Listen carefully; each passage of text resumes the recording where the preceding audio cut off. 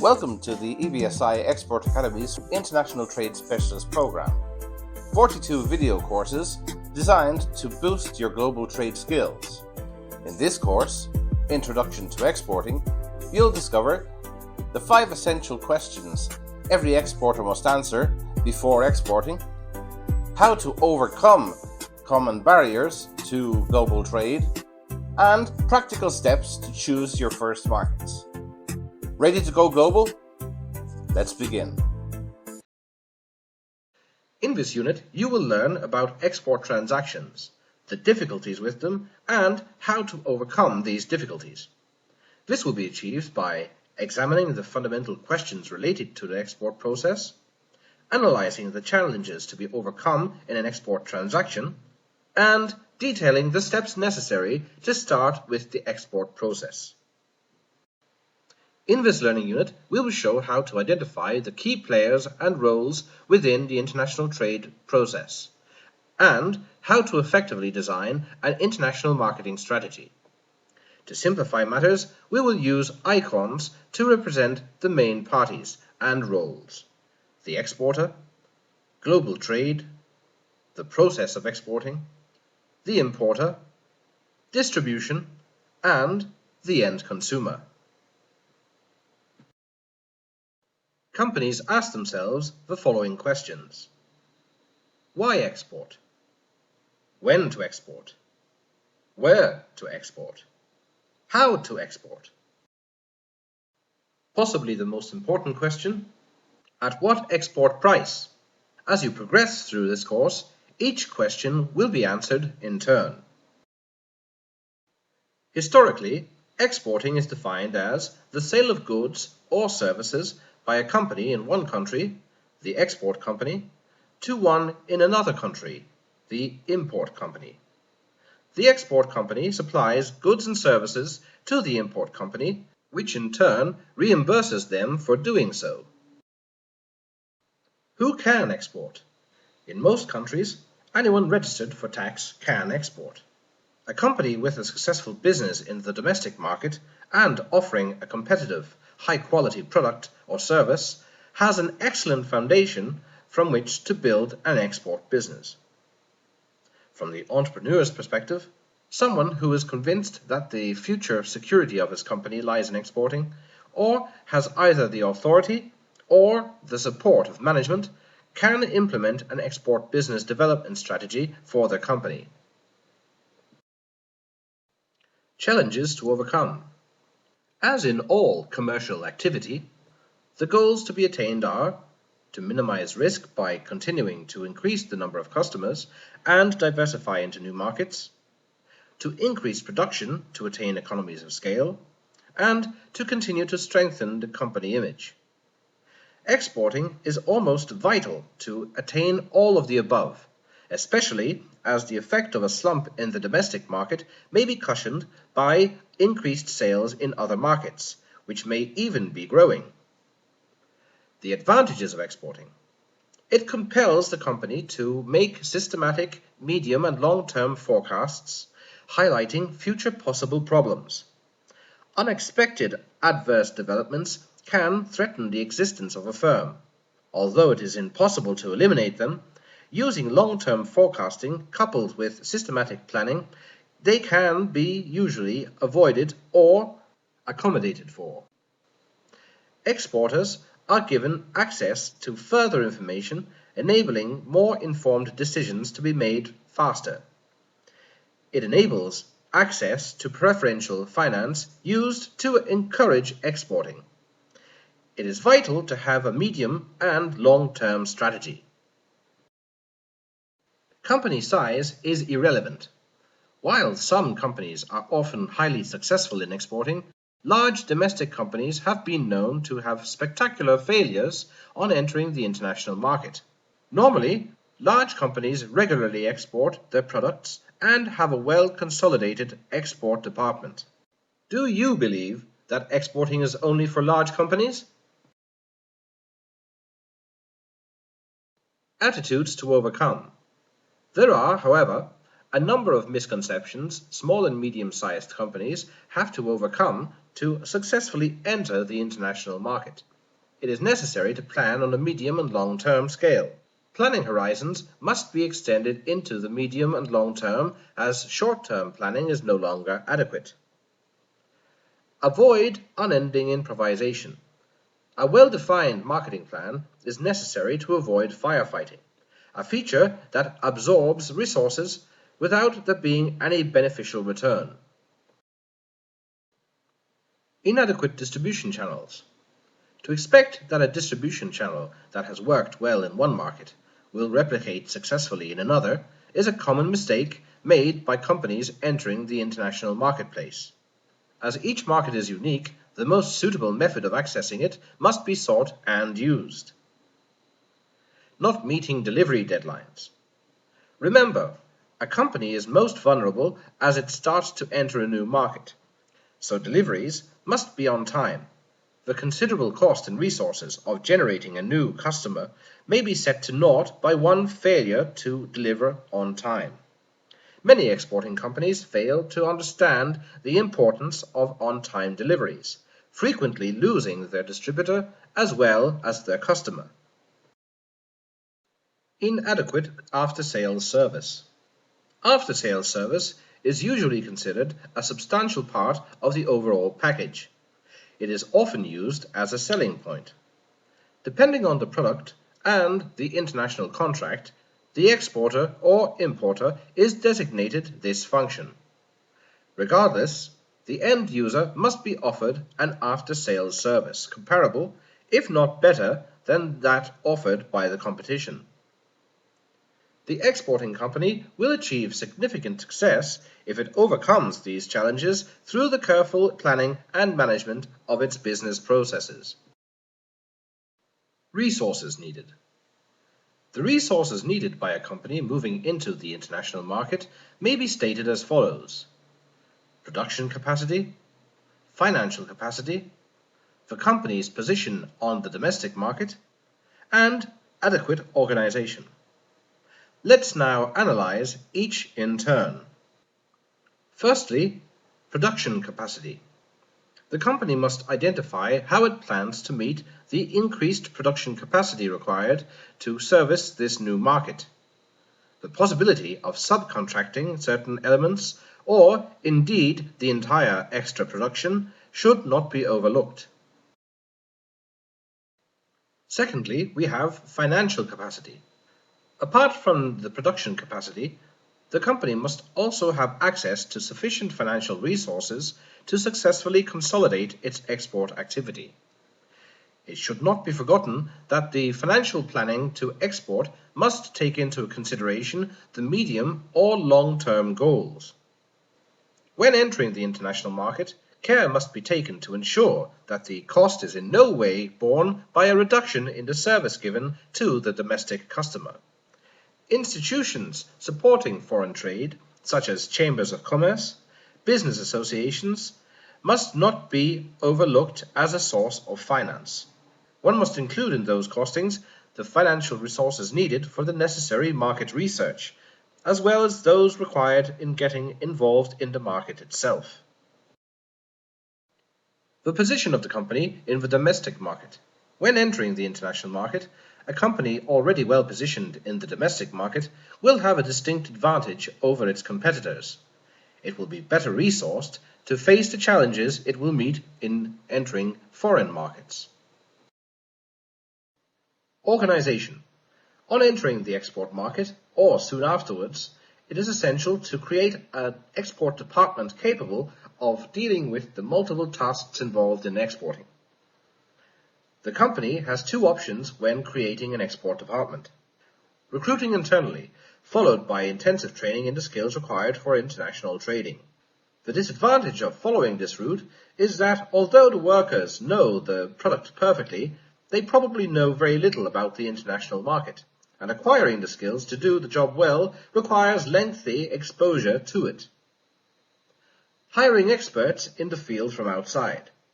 It is normally easier to hire experts from outside and then train them in product knowledge and company philosophy. Hi there. I really hope you're enjoying the course content.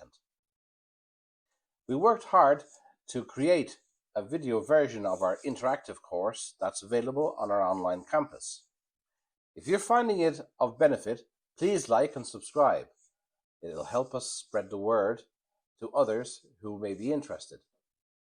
We really appreciate your spending your time with us here. Thanks. Starting to export.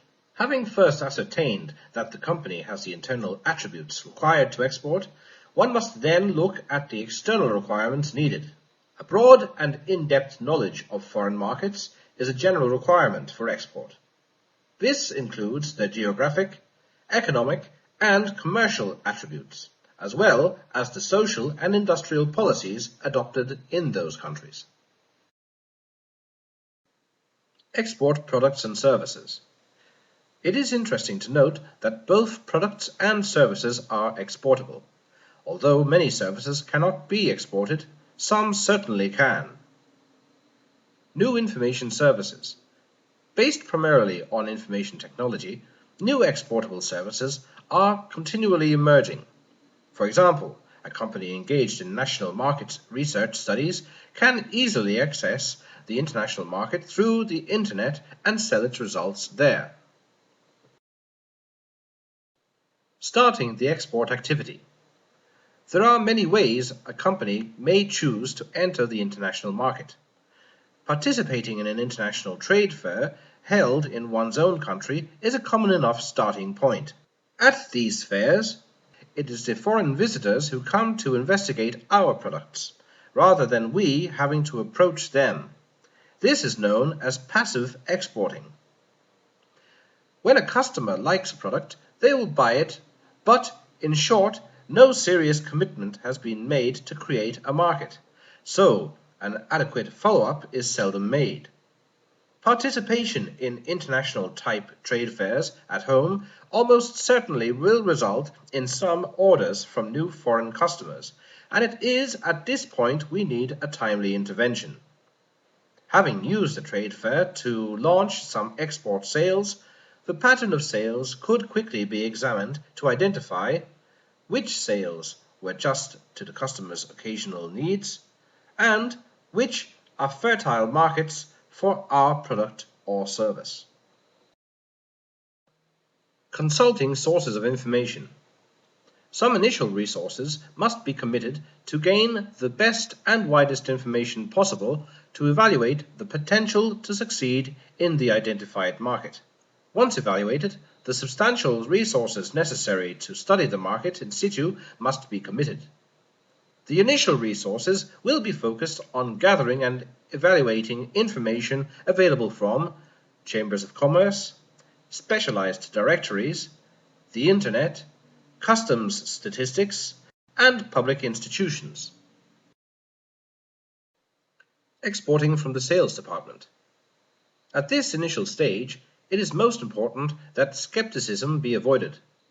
Clearly defined and realistic goals should be set and performance measured against them.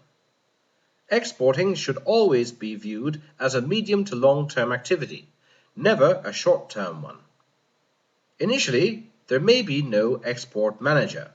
Instead, it is the sales department that handles the export sales, making no distinction between the domestic and the international market. Remember, the low level of international sales does not warrant a separate department at this stage. Assuring success. To ensure successful internationalization, we need, among other things, to have access to good information, to design astute marketing strategies, to have access to sufficient resources. Information on the potential of the foreign markets to accept our products is of interest to us. Globally, there are as many markets as there are countries. As it is virtually impossible to reach all these markets, we must determine which of them are fertile markets for our product. To make this decision, we need as much good information as possible. The Internet is a basic tool. Strategies and resources. Designing strategies to facilitate exporting. To export successfully, we must identify targets and design strategies to attain them. In short, medium, and long-term goals. Each strategy will have an associated resource requirement in keeping with the company's export policy. The resources necessary to achieve this objective. The minimum resources necessary are advertising material, such as catalogs in languages, sets of samples, and so forth, personnel with product knowledge and skill in foreign trade, adequate financing to absorb the costs generated on entering the international market, and production capacity. Market selection. Now we must select the target markets. The criteria may be language, political stability, import mix in recent years, a good record complying with terms of payment, local perception of export company and the national product, and so on. Offer quality service.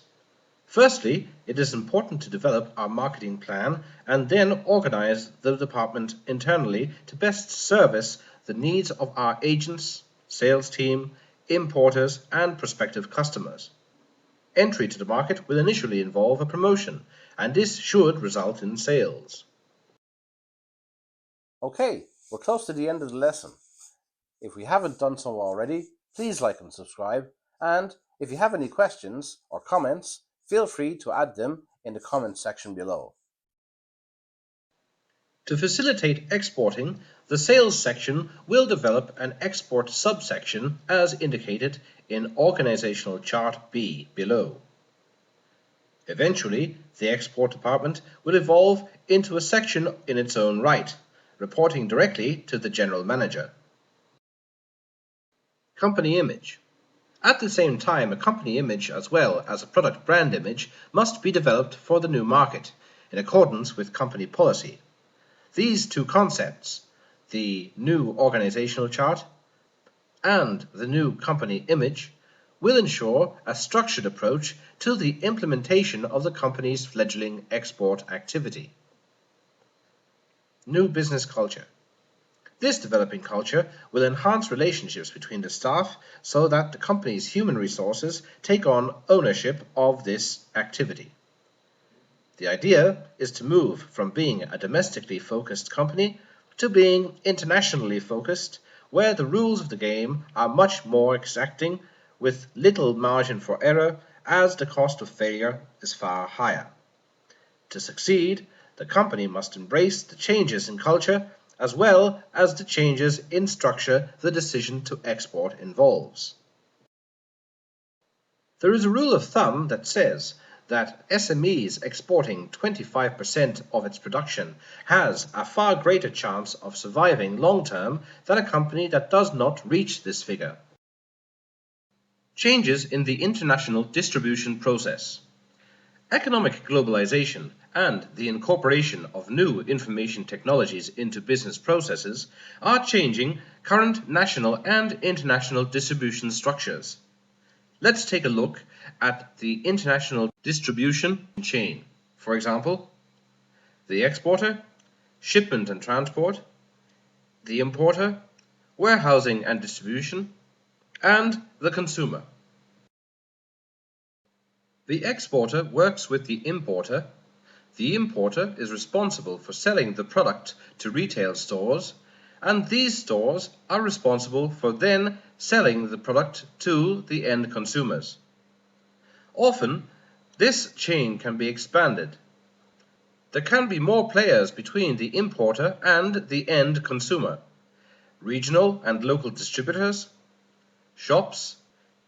Sometimes exporters contract a trading company to open new markets. No matter how the distribution chain is configured, in each of its phases value, and consequently an increase in price, is added.